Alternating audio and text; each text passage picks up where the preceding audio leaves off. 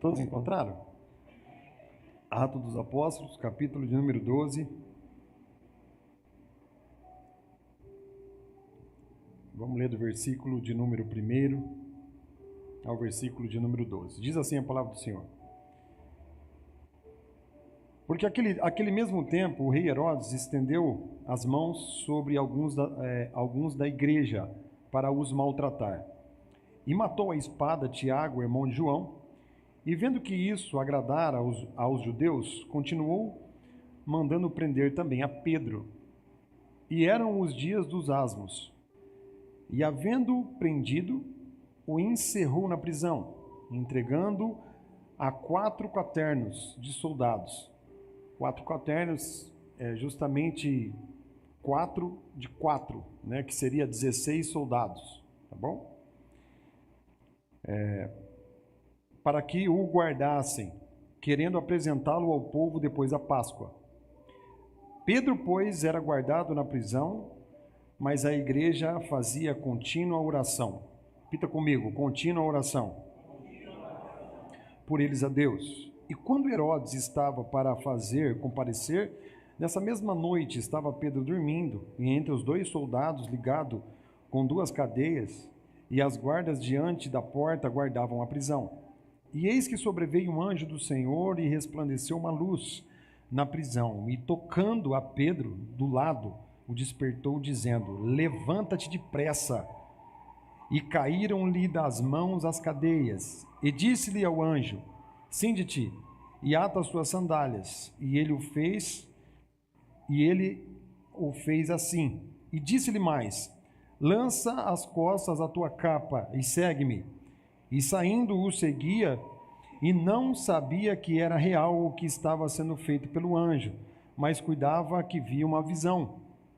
E quando passaram a primeira e a segunda guarda, chegaram à porta de ferro que dá à porta da cidade, a qual lhes abriu por si mesma.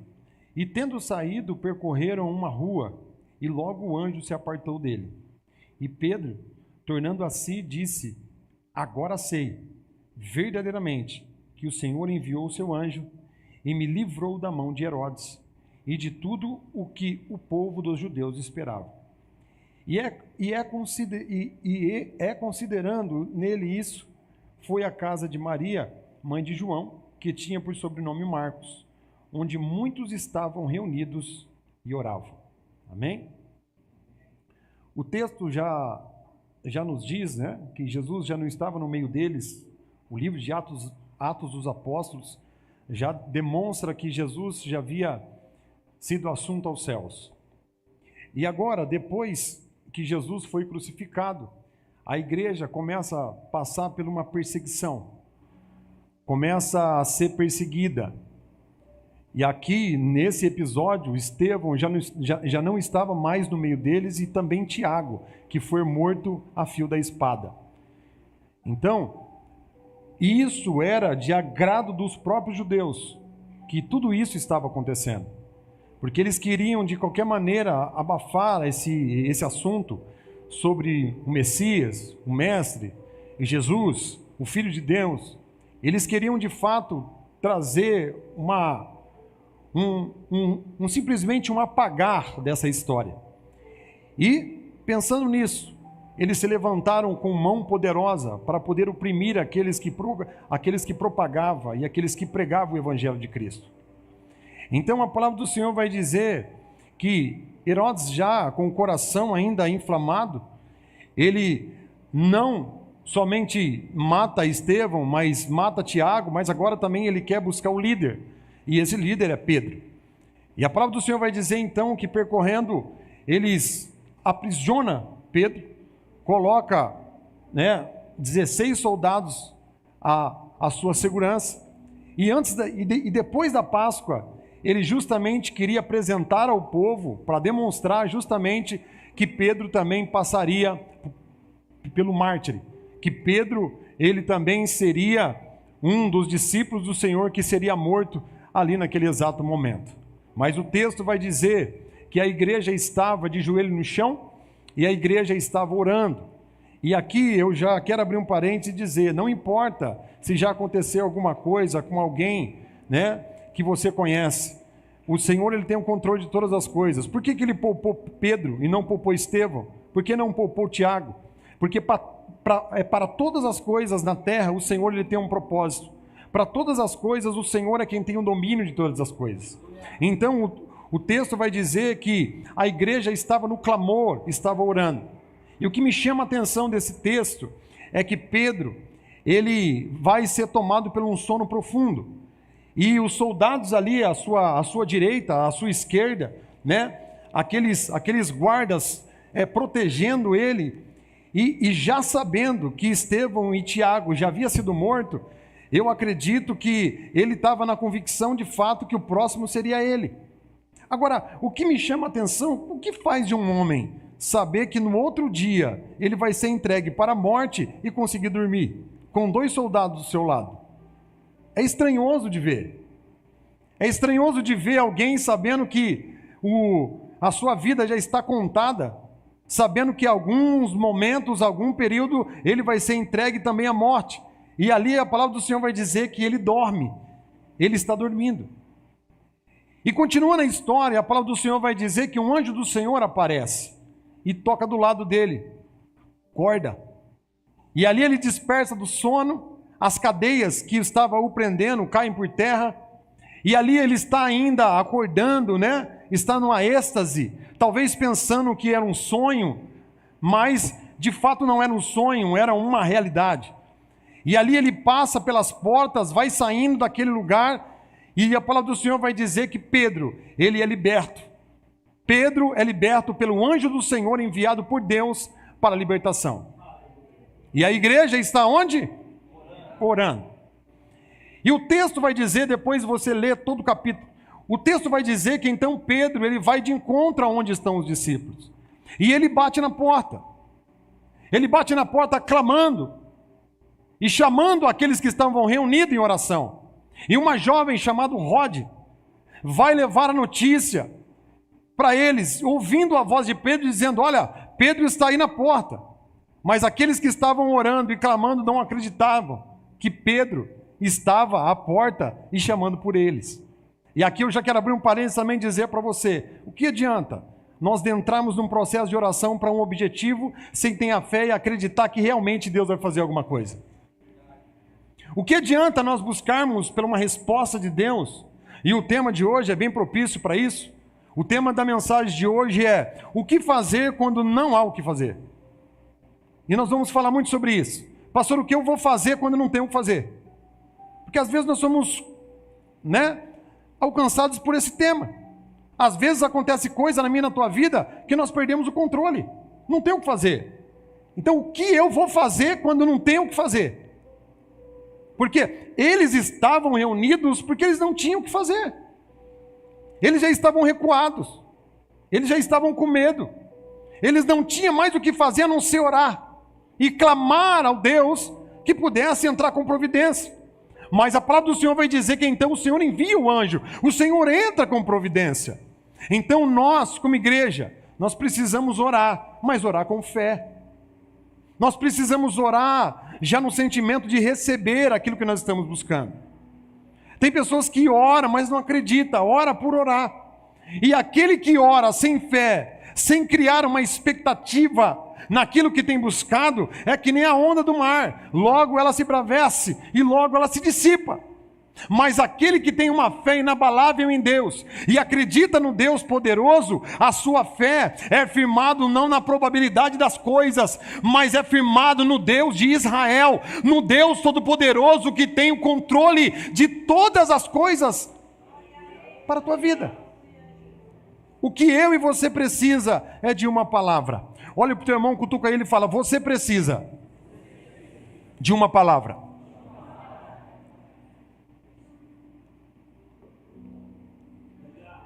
Não importa qual é a situação que você se encontra, seja qual for a situação, pode ser a pior situação da tua existência, a última palavra quem dá é Deus. Estava nessa semana pensando, refletindo sobre livre-arbítrio. O livre-arbítrio, ele deixa de existir a partir do momento que eu tenho relacionamento com alguém. Num relacionamento conjugal, existe arbítrio? Não tem como decidir, porque me faz um conjunto com alguém. O arbítrio.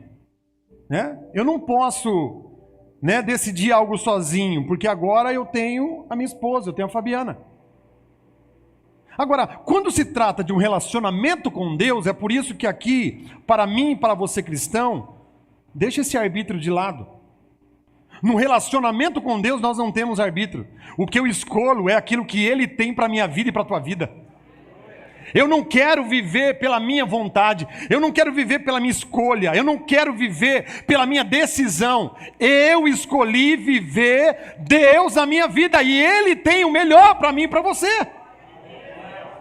E sempre eu digo que escolhido não tem escolha, de fato. Aquele que um dia deixou as redes, aquele que um dia seguiu Jesus, aquele que um dia obedeceu a voz e começou a caminhar com o Senhor, agora ele já não tem escolha. Ele é levado à prisão pelo nome de Cristo, pelo nome do Senhor. E naquele momento ele não sabe o que vai acontecer, porque aquele que anda com Jesus é assim que funciona. Nós vivemos a cada dia um dia. Nós não vivemos pela ansiedade, nós não vivemos desesperados, porque a política atual, porque nós não vivemos assim, nós vivemos pela dependência de Deus. Então Pedro escolheu viver pela dependência de Deus, talvez é por isso que ele dormiu. Porque são as experiências que nós adquirimos com Deus, que vai fazer nós descansarmos no meio da tormenta. São as experiências que nós temos com Deus, através do relacionamento com Ele. Porque a palavra do Senhor vai dizer: se mostrares frouxo no dia da angústia, pouco é a tua fé. Pastor, o senhor está dizendo que é possível eu no meio da tormenta e eu conseguir dormir? É possível, pastor, eu estar enfrentando um problema dificílimo na minha vida e eu não precisar de um Lexotran ou de um Revotril para me dormir? É isso mesmo. É possível. É possível. Porque quando nós confiamos e quando nós sabemos em quem servimos, para ter a confiança e poder descansar em meio à prisão, só pode aquele que conhece ao Deus que tem servido. E isso se refere não somente na vida de Pedro, e nós vamos entrar no tema. Isso não refere somente na vida de Pedro, isso refere naquele que escolheu andar com Jesus. O apóstolo Paulo estava preso, Paulo e Silas, preso na prisão, numa mesma situação. Os pés presos, as mãos presas.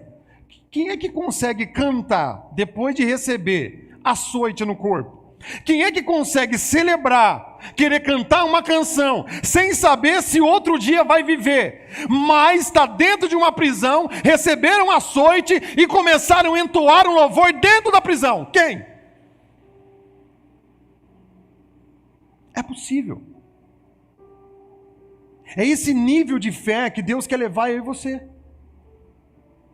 É esse nível de fé que a sociedade espera olhar para a igreja e nós se manifestarmos como uma igreja verdadeira, uma igreja cheia de fé, uma igreja que reflete a glória de Cristo, aonde o mundo, aonde ninguém acredita, onde o medo impera sobre a humanidade, mas a igreja,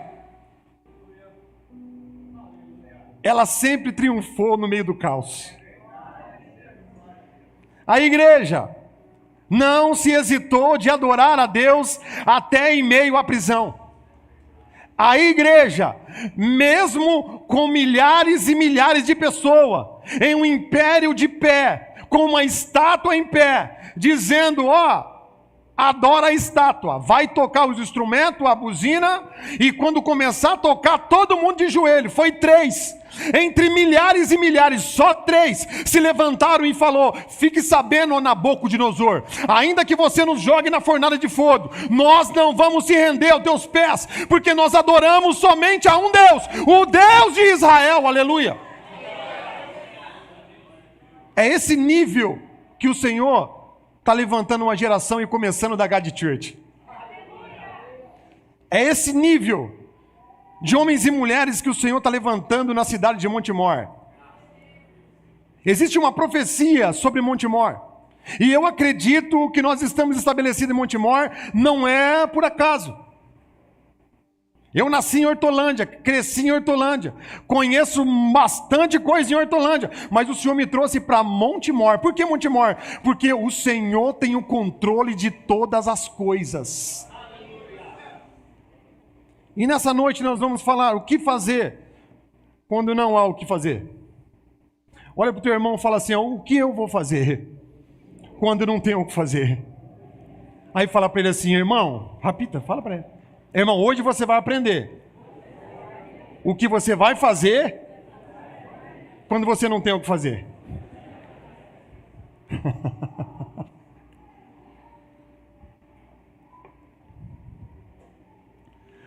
Quero te fazer uma pergunta.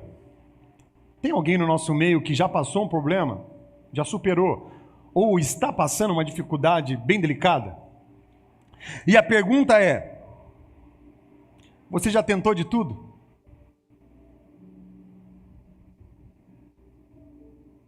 Tem alguém que já tentou de tudo e não conseguiu êxito? E não conseguiu resposta? O que nós devemos fazer? E a primeira lição que nós aprendemos: a primeira coisa, nós precisamos saber que todas as horas da nossa existência é confiar em Deus, porque Deus tem a resposta para todas as coisas. Mas às vezes a resposta nós queremos para ontem. Queremos a resposta para agora, não é para daqui 6 meses. Eu quero a resposta agora. E eu já venho falar para você que Deus ele não tem a responsabilidade de responder para mim e para você. Deus não tem um compromisso de justificar aquilo que Ele está fazendo na minha e na tua vida. Nós queremos justificativa para tudo, mas na verdade Deus não precisa justificar nada. Porque se Ele é um Deus, que Ele está no controle, para que Ele tem que explicar alguma coisa? Ele não precisa, eu só preciso confiar e acreditar que de fato Ele está no controle. Mas como responder a nossa pergunta, se quando o que nós buscamos, não obtemos? Então Deus não respondeu. Então Deus não falou. Então Deus esqueceu, ou Ele fechou os olhos para a situação a qual eu tenho buscado? Nem a morte, nem a vida, nem a perseguição, nem a profundidade. Eu quero dizer, entre todas as coisas, nada pode nos separar do amor de Deus que está em Cristo Jesus. Talvez você não tenha a resposta do que você precisa aqui, mas como nós temos um Deus, que Ele é onipotente, onipresente e onisciente, nós aceitamos a sua vontade perfeita sobre a nossa vida. Dizia a Eichela, uma cantora gospel, parente do Silas Malafaia, seu filho foi tomado de uma enfermidade, de uma meningite, e essa mulher orando, buscando, orando, os irmãos, os pastores clamando, e vai, o menino morreu. E ali, ela levanta um clamor, e ela faz uma canção no meio da sua tormenta. Mas se Ele fizer, Ele realiza. Como é que é? Mas se ele não quer. Ah, esqueci a letra. Ajuda eu. Se ele quiser, ele ressuscita mortos. Ele faz o impossível. Tudo porque ele é Deus. Mas se ele não quer que aconteça do meu jeito, eu declaro, eu aceito. Tudo porque ele é Deus. E ela fala, e o milagre sou eu. Porque às vezes o Senhor não vai fazer, o Senhor não vai responder. E Ele não tem obrigação de responder alguma coisa. Porque o que nós temos como visão hoje humana, perto da grandeza, do resplendor de Deus, nós não sabemos um palmo da nossa frente. Nós não sabemos o que vai acontecer conosco daqui 15 minutos, 20 minutos. Projetamos que amanhã nós vamos acordar, nós vamos tomar o nosso café, nós vamos ir trabalhar. Mas você tem a certeza que isso vai acontecer? Quantas vezes nós somos atacados por situações que nós não esperamos? Mas para todas as coisas, o Senhor, Ele quer nos ensinar. Porque, como o texto diz, se mostrares frouxo no dia da angústia, pouca é a tua fé. Agora, qual é o termômetro que Deus vai usar para ver se nós temos fé mesmo ou não? É quando você acordar de manhã e o pneu do seu carro furar. Você sair, quando você vai engatar a ré, o pneu está furado. É quando você acordou um pouquinho atrasado e você está acostumado a pegar o ônibus, e o ônibus, na hora que você chegou, o ônibus passou. É aquela viagem que você projetou, programou, fez tudo certinho, colocou no papel, e aquela viagem deu errado. É aquela cura que você clamou por uma pessoa, e você orou, e você jejuou, e você pranteou, e aí você recebe a notícia, partiu. Deus está no controle. Me faz lembrar a minha finada mãe. Você acha que eu não orei? Você acha que eu não jejuei? Emagreci não sei quantos quilos. Foi justamente Natal e Ano Novo. Falei para minha esposa, esse ano eu não quero comemorar, não tem motivo para fazer festa. Eu posso ficar reservado? Ela falou, não, fique à vontade, fica do jeito que você quiser. Eu falei, tudo bem. Eu tenho que levar as crianças. Falei, não, tudo bem, não tem problema, pode ir, mas me deixa aqui. Eu não comi. Eu não bebi água. Eu falei, Senhor, levanta ela, Senhor. Eu vou proclamar o Seu nome sobre a vida dela, Senhor. Senhor, eu acredito, o Senhor vai usar ela poderosamente comigo. Como eu queria que a Dona Teresa estivesse aqui. Você ia ver só a Dona Teresa nessa obra. Eu acredito. E eu orei. Sabe qual foi a resposta de Deus para mim? Passou o Natal, passou o Ano Novo, entrou janeiro. O Senhor falou para mim, levanta. Toma um banho. Eu falei, o Senhor vai curar? Eu falei para você tomar um banho. Levanta, toma um banho, come, depois eu te falo. Deus, Ele tem uma maneira peculiar de cuidar com a gente, né? Ele é tremendo. E eu me levantei, tomei um banho e o Senhor falou comigo, eu vou recolher a tua mãe. Só que antes que eu recolhe ela, pode deixar. Do que você não sabe, eu sei. E você confia, porque se você deseja a sua mãe num tempo totalmente limitado, nessa vida que você vive, você não entende o que pode acontecer, mas eu sou o Deus fiel, que eu tenho preparado para você a eternidade junto com ela. Você quer? Falei, quero, Senhor. Como Deus não deixa enganado, irmão. Olha como é que Deus, Ele é um Deus de detalhe. Ele é um Deus detalhista. Fui para o hospital. Fui junto com a Fabiana, entrei no quarto. Quando eu olhei para minha mãe no leito, no último dia, o Senhor falou para mim, dá uma olhadinha, ela não está mais aí. Eu olhei para a Fabiana e falei, Fabi, A minha mãe não está mais aí. Ela olhou para mim e falou, eu falei, Deus falou. A minha mãe não está aí mais, minha mãe partiu. Quando eu saí do hospital, entrei no carro, estava eu e a Fabiana, o hospital me ligou. Sua mãe acabou de falecer. Eu falei, não, ela já não estava lá. E o Senhor recolheu a minha mãe. Eita. E aí, isso me fez pensar em algumas coisas sobre Deus. Me fez pensar o quanto eu sou limitado. O quanto eu sou pequeno, perto da grandeza de um Deus. E nós somos limitados, sabe a quê? A esse tempo. Nós estamos presos a um tempo muito curto, muito pequeno. Não se dura mais passando de 70. Eu acho que a nossa geração não chega a 70. De tanta coisa ruim que não come. Mas vamos lá, vamos ver se... Porque Deus está no controle, Ele que dá vida, amém? Amém. Mas irmão, quantos anos você tem? Já está fazendo hora extra?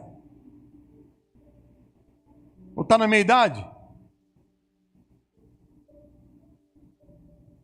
O tempo que te resta, procure conhecer ao Senhor. Porque aquele que conhece o Senhor, aquele que investe o seu tempo em conhecer a tua grandeza, em reconhecer quem Ele é, Ele disse, passar pela sombra do vale da morte, eu estarei com você. Ele diz que vai estar conosco o tempo inteiro. Então nós só temos que confiar e entregar a nossa confiança e o nosso coração e a nossa vida a Deus. Porque Ele tem o controle. Aleluia.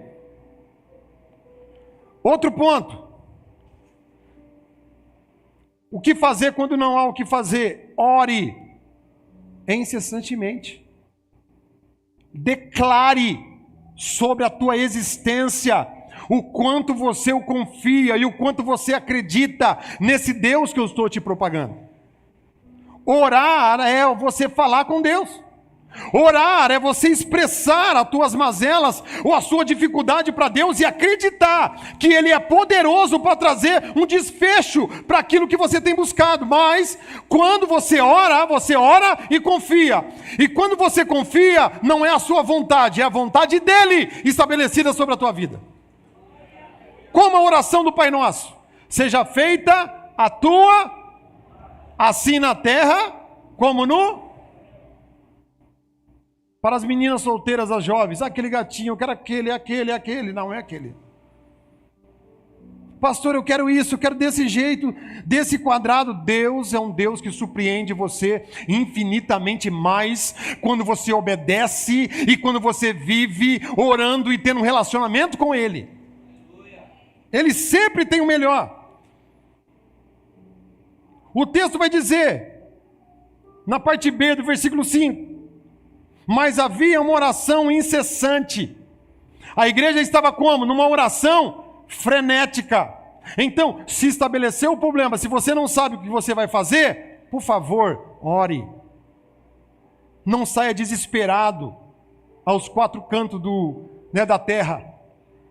Cuidado com quem você vai expressar o que você tem clamado, o que você tem pedido. Não existe outra pessoa que vai poder favorecer algo para você a não ser o Senhor. Tem situação que você não deve orar, e aí eu vou talvez trazer uma polêmica. Tem situações, tem lutas que eu não compartilho nem com a minha própria esposa. Mas por quê, pastor? Porque é minha, são lutas minhas. Tem coisas que eu compartilho. Tem coisas que eu delibero, mas tem coisas que eu entendo a fragilidade, eu tenho que respeitar a fragilidade de cada um. Agora, tem lutas que não é para os outros comprar, tem luta que é tua, é você e Deus. E você só vai vencer, não é contando para as pessoas, é você entrando no teu quarto, fechando a tua porta e você tendo um relacionamento com Deus em secreto. Clama a mim. E responder-te-ei coisas grandes e firmes que ainda... Põe-te em pé, porque eu quero falar com você. Então, o que eu vou fazer, pastor? Quando não há o que fazer, ore. Se você não tem o que fazer, vai orar. Se você não tem solução para o seu problema, pede a chave para o pastor. Irmão, não se engane. Não é religiosidade.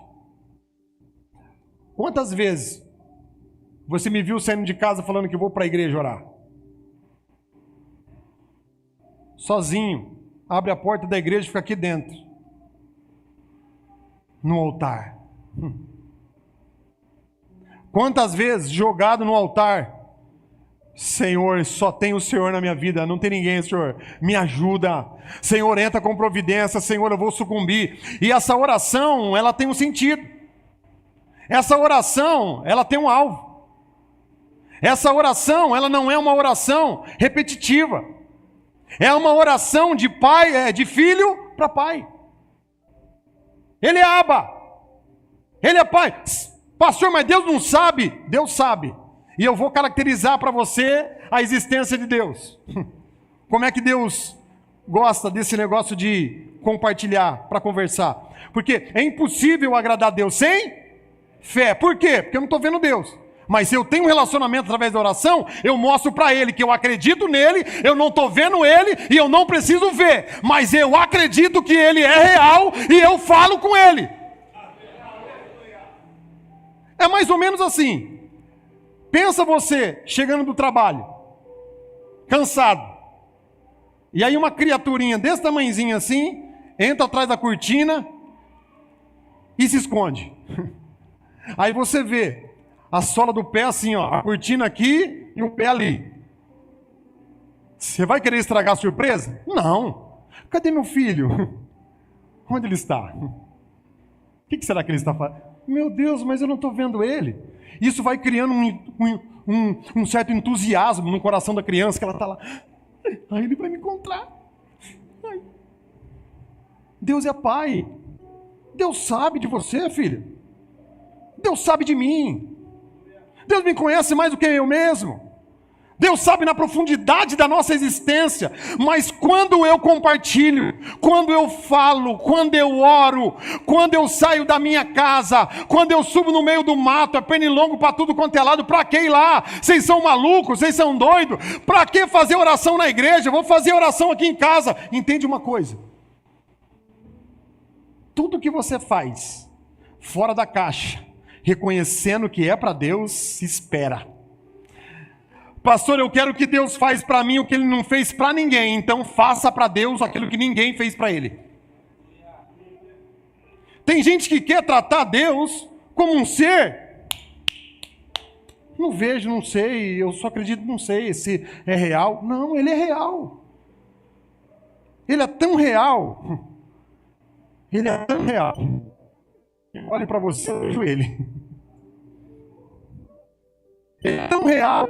Os pulmões que enche, né? Ou melhor, como o ar enche os meus pulmões e sei que eu tenho vida. Que mistério é esse? Que mistério é esse? Você acha que você está vivo porque você é suficientemente poderoso para sobreviver?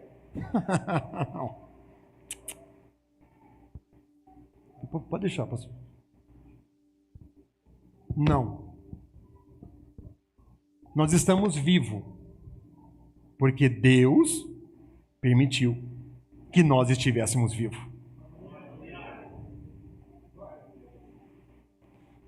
Para as gravidinhas que estão aqui, no Salmo 139, de um modo assombrosamente eu fui formado. E aí a Giovana estava lá com o videozinho, eu estava vendo.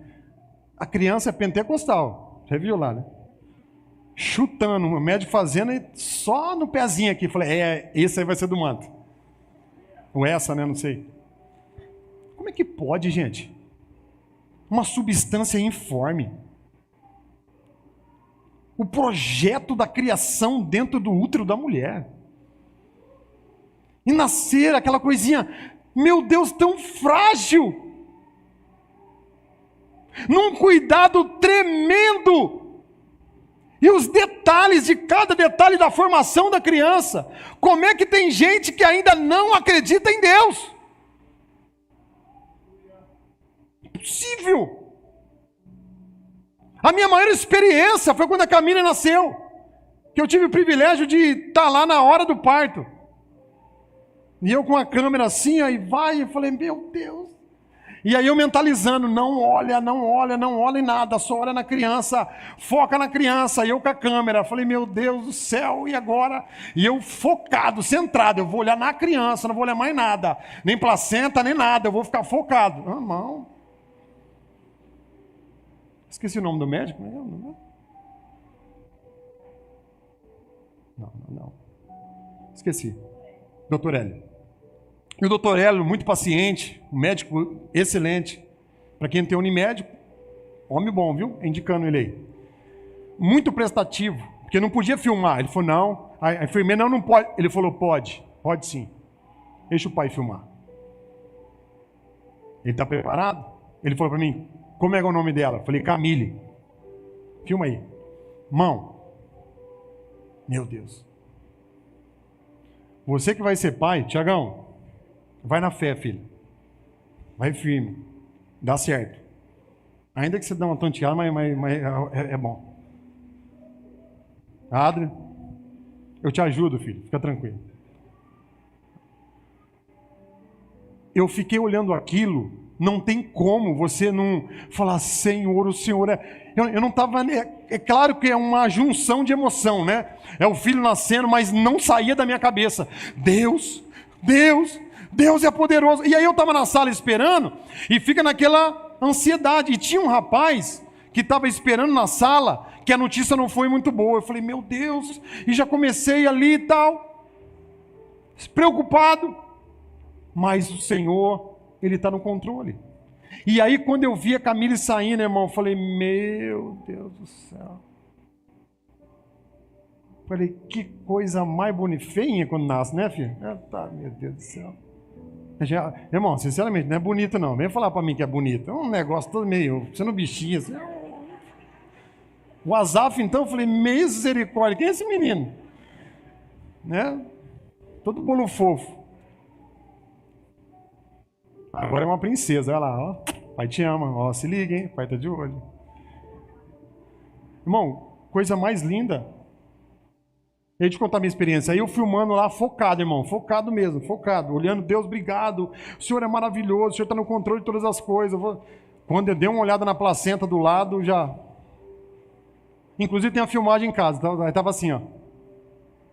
Aí a enfermeira, corre, pega a câmera do pai, vai cair. Aí o pai foi lá, pegou, desligou tudo já, aí calma. Não olha na placenta, fica focado na criança. Adri, criança. Aí eu acho que o Adri não vai aguentar não, eu não sei o Tiago, mas o Adri vai amarelar. Irmão, vou orar para você, filho, você vai conseguir. Voltando para cá. Se Deus não guardar, em vão vigia aquele que guarda. Quem rege a tua existência é Deus. Quem faz nascer é Deus, mas quem faz morrer também é Deus. Deus é quem dá a vida, mas Ele é quem tira a vida. E se Ele fizer, Ele é Deus. E se Ele não fizer, é porque Ele tem um futuro promissor para você. Somente espera, aguarda, porque Ele vai te responder na hora certa e no momento certo. Aleluia. 1 Tessalonicenses capítulo 5, 17. O que fazer, pastor? É orar sem cessar. Não deixe de orar. Segundo, a oração de Daniel, em 6, 10, 13. Né? A oração de Daniel, na cova dos leões. Oração. Busca incessante, no meio da tribulação, no meio da mal notícia. Ore. Não se desespere. Mostre para as pessoas que estão à sua volta que você é uma mulher de oração, que você é um homem de oração de verdade. E principalmente você, varão. Tem varão ainda aí na igreja ou não? Porque hoje está difícil, a gente sabe se os varão aí tá, né? Misericórdia, mas aqui não. Aqui tem homem, tem varão. Tem varão aí ou não? Ah, rapaz, agora eu senti firmeza, hein, varão? Agora para você, varão, tem uma família inteira te olhando. Tem uma família inteira querendo que você seja exemplo. A mãe, de 6% das mulheres, quando vem para a igreja, aproximadamente 30% dos filhos vêm para a igreja. Agora, quando o pai se posiciona,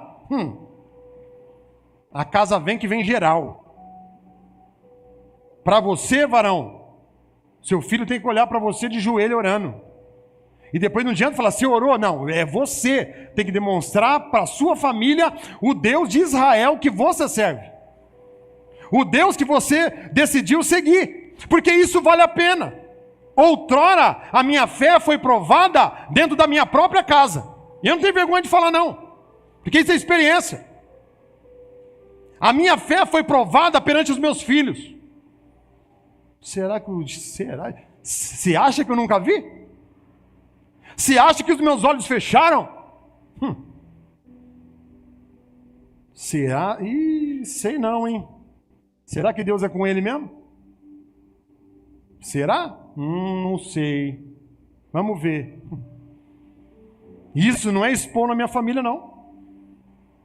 Jamais. É a minha família. Mas eu orava ao Senhor e falava, Senhor, a gente precisa negociar isso aí, Senhor. E aí? Estou propagando o teu nome, estou servindo o Senhor, estou fazendo o que o Senhor quer, fazendo tudo certinho, estou abrindo mão de tudo, estou fazendo tudo, mas e eles, pai? Eu não posso perder eles. Eu não posso perder meus filhos. E agora dá uma olhada para minha Fabiana, Giovana, Camila, e agora? E aí? Confia em Deus? O Deus do pastor Júnior? E aí, Giovana? E aí, Camila? Aumenta a fé deles. Porque eu decidi seguir a Deus e confiar no Deus de Israel. E Deus, Ele não decepciona você, pai. Deus não decepciona a sua família. Ele só quer que você posicione e demonstre a sua fé que você tem nele. E não só tratando de homens, mas existem mulheres que marcaram a tua história através da fé. E eu falo isso não é com soberba, não. Eu falo isso com entusiasmo. Eu faço isso motivando a tua fé. Porque de prova de fé, eu já passei por essa prova. E eu sei que eu vou continuar passando. Você acha que eles já não olharam para minha cara e falaram, de onde você veio? Montar igreja? Você é louco.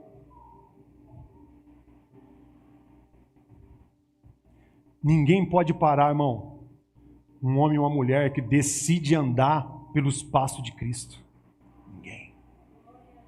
Ninguém pode, ou melhor, ninguém fica sem resposta. Quando decide servir a Deus, ninguém fica sem resposta. Pode passar o tempo que for, pode passar um mês, um ano, Deus vai te responder. Talvez ele não, talvez ele não falou aqui, talvez ele não falou no momento que você quer ouvir, mas fique tranquilo que a resposta do Senhor vai surpreender você na hora certa, no tempo certo, porque Ele é fiel para cumprir a promessa na tua vida e na tua existência. Aleluia. Terceiro, o que fazer quando eu não tenho o que fazer? Você vai orar e você vai descansar. Porque é uma cadeia, né? E aí a gente vai entendendo dentro de um compilado. Se eu confio, se eu oro, eu confio. Se eu confio, eu tenho fé. E se eu tenho fé, eu descanso. Agora deixa eu te perguntar uma coisa. Por que você continua andando atribulado? Por que você continua ainda andando desesperado? Por que você ainda continua colocando no teu coração que você está implantado no universo, que Deus não está te olhando, que nada está acontecendo à sua volta e que as coisas não estão acontecendo? Engano teu. Porque eu preciso mostrar para Deus o quanto eu confio nele. E eu confiando nele, eu vou demonstrar como? Descansa. Descansa. E aí o diabo fica tentando fazer o quê? Trazendo ansiedade, tribulação no teu coração, desespero. Age, faz, vai lá, coloca a mão, vai lá, resolve. E Deus está dizendo para você, descansa. Quem cuida de você não dorme. Me dê a música. Descansa. Descansa. deixa todo mundo gritar na sua orelha, você está maluco? Descansa. Faça que nem Pedro, puxe um cochilo, quando as coisas começar, sabe, a te perturbar. E isso, essa daqui eu vou dar uma receita para você, presta atenção. Se acontecer alguma coisa, e você perceber que você perdeu o controle, pastor, eu consigo? Consegue. Toma um copão de suco de maracujá natural, daquele azedo, não põe açúcar não. E depois você fala para o Daniel fazer uma costela para você comer, e aí você vai ver o que vai acontecer. Você come a costela com gosto, pega o osso dela, come, bem temperada, e se delicia dela. E depois você toma um suco de maracujá desse tamanho, e vai dar uma repousada. Ou se não, porque a costela está cara, né? Porque o Lula falou, se tiver cara, não compra, né? Então vamos no macarrão. Acho que o macarrão dá, né?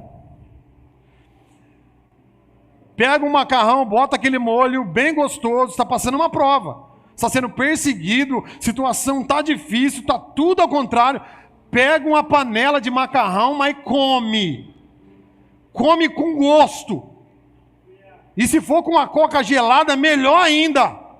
Pega o garfo e vai assim, ó, aqui, Satanás, olha. Olha aqui, ó, você pode até me tentar, mas isso aqui você nunca vai sentir o sabor, ó. Ó, come, toma e depois vai deitar. É isso que eu faço. Quando a prova aperta, eu falo, Fabiana, prepara as crianças. O quê? Poxa, mas você falou que não tem dinheiro? Deus vai prover. Bota as crianças, arruma aí, vamos embora. Vamos comer. E é por isso que eu tô meio gordinho assim. Comendo demais.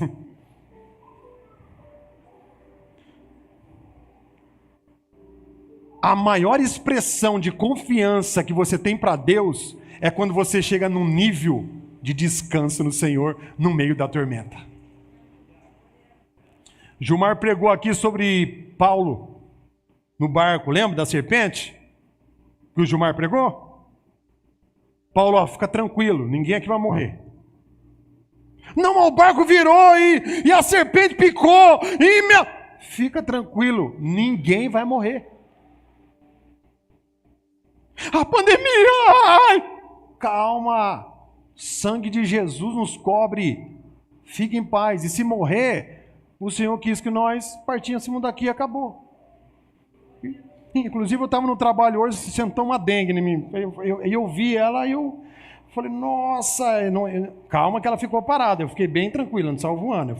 Falei, e a dengue? Eu, tal! Matei, mas ela me picou.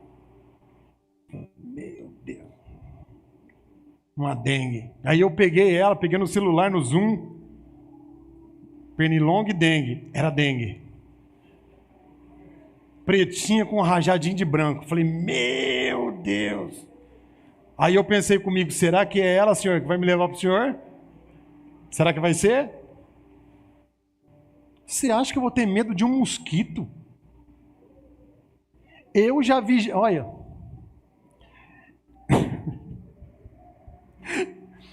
Eu já vi mãe. Cobre ele. Bota um negócio nele, aí eu vou morrer, que morrer. Rapaz, se o Senhor não guardar, em vão vigia que guarda. Ou seja, que raio de fé é essa que você tem? Você acha que o mosquito vai matar você se Deus querer? Irmão, se for da vontade de Deus, o mosquito vai te matar. Não tem jeito. Agora, se Deus não quiser, pode vir mosquito, pode vir um caminhão, passar debaixo do caminhão, um ferro em tudo no corpo. Está lá o Paulo ali, ó, em pé. Tem gente que está na escada, cai na escada, morre. E o Paulo passou no meio da carreta lá, está ali, ó. Em cima do altar, pregando a palavra de Deus e fazendo a obra.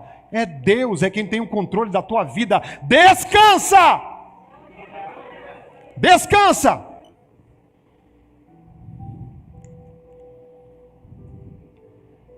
Pedro capítulo 5, versículo 7. E aí Pedro vai dizer, mais tarde, Pedro escreveria para a igreja, não se preocupar com as perseguições, mas descanse em Deus, lançando sobre ele toda a vossa ansiedade. Depois da perseguição, ele vai escrever lá em 1 Pedro 5,7, orientando a igreja, dizendo o quê? Descansa, não fiquem preocupados, não fiquem ansiosos, porque Deus está no controle, porque Deus tem o domínio de todas as coisas. E a minha pergunta é, você tem descansado? Cutuca o irmão, dá uma olhada para ele se ele tem descansado mesmo, olha para ele. E como é que ele te olhou?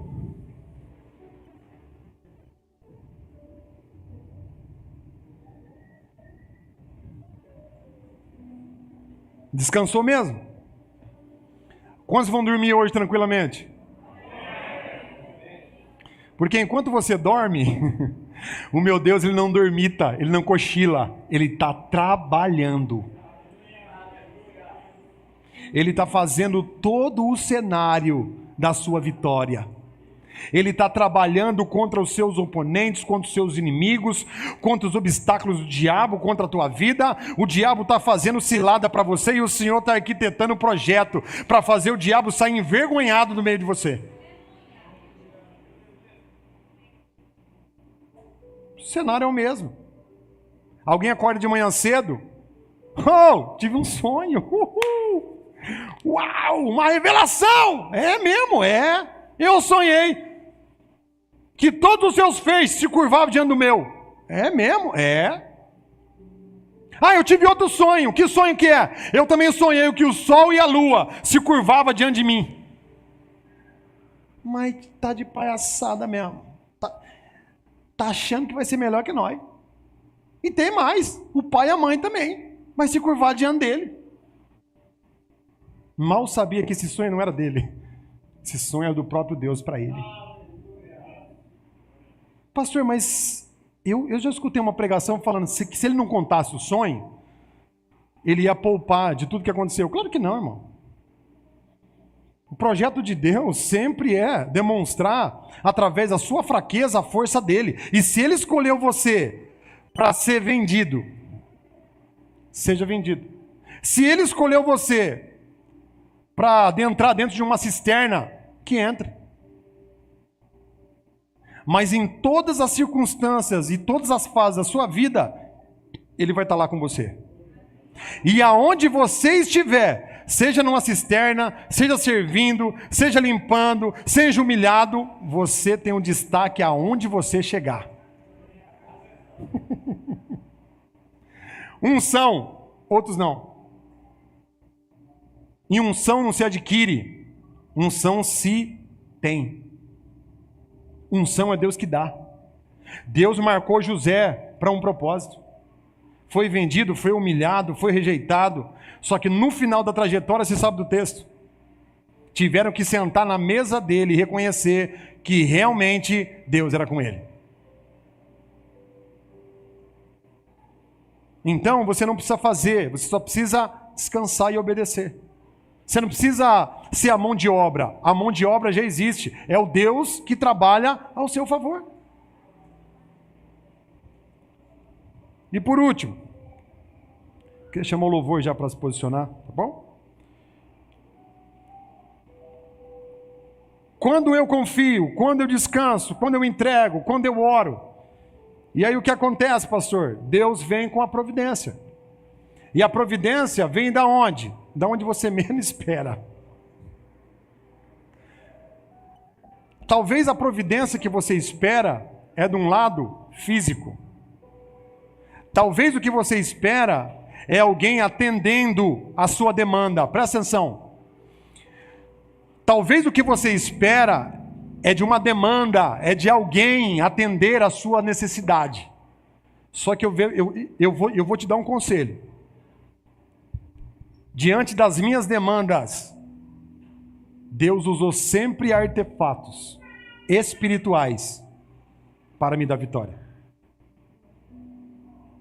No caso de Pedro, a resposta não foi alguém dentro da prisão, humanamente falando, libertando, mas o Senhor enviou um anjo no meio da prisão. Sabe por quê? O que é físico não tem poder de derrubar cadeia. O que é físico não tem poder de libertar de prisões espirituais. Agora, só pode libertar de prisões espirituais e de cadeias só o que é celestial. Então, eu vou trazer você à realidade. Qual é a sua guerra física? Qual é a sua batalha física? Que você está esperando um soldado humano se levantar para poder te dar o socorro. E o Senhor manda dizer para você nessa noite: não haverá um sinal e não haverá homem de carne que vai te dar uma resposta, mas se você esperar daquilo que é espiritual, daquilo que é inefável, daquilo que os olhos carnal não conseguem ver, mas Ele é fiel para mandar uma comitiva ao seu favor, ao seu encontro e te dar vitória. Aleluia! Você pode aplaudir o Senhor? Glória! Glória!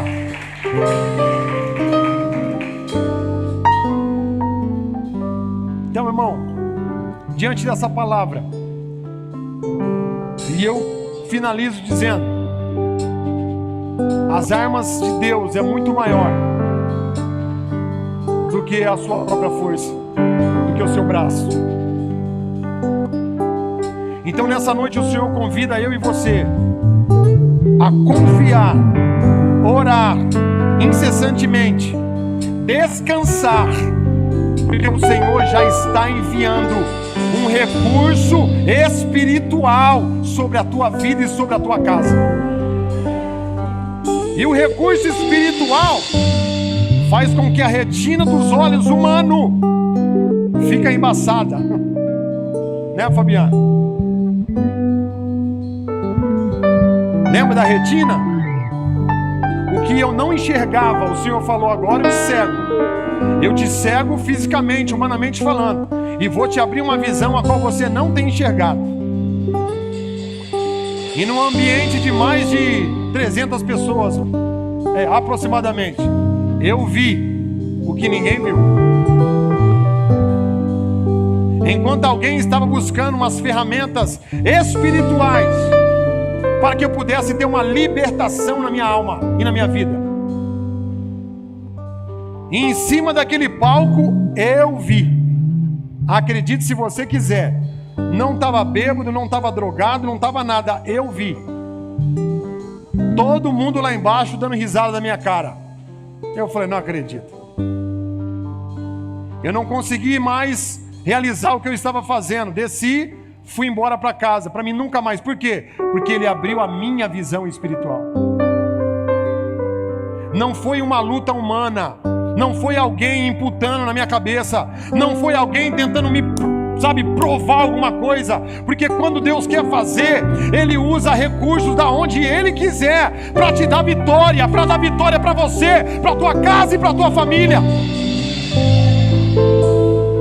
Irmão, Senaqueribe contra o povo de Deus era 185 mil, repita comigo, 185 mil soldados. Pensa em 185 mil soldados do tamanho do Daniel. Daniel, se coloca de pé, filho. Não fica com vergonha não, filho. Oxe. Dá uma olhada para esse moço. Obrigado, Daniel. Você pensa 185 mil soldados daquele ali, armado até os dentes.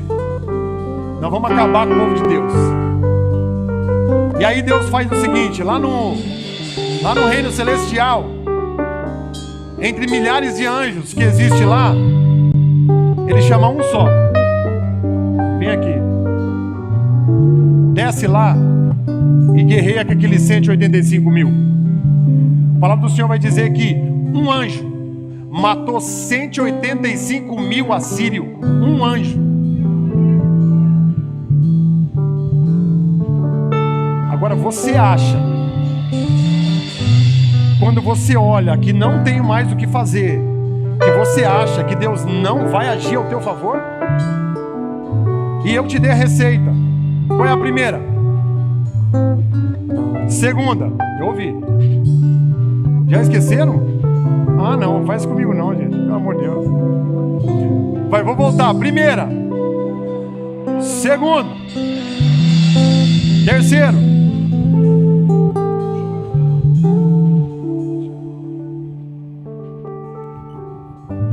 Primeiro.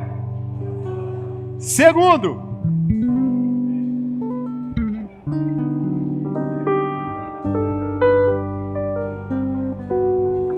Isso. Terceiro.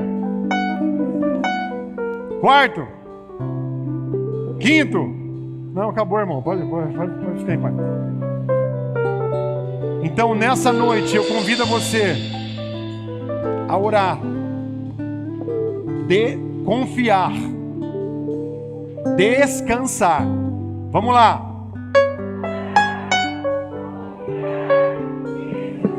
De novo. Quando não há o que fazer, eu vou. Só quero ver se você vai mesmo. E comer, né? É verdade, esqueci. Perdão. Verdade. E preparar a bandeja de macarrão. Toma ali. Se coloque de pé em nome de Jesus.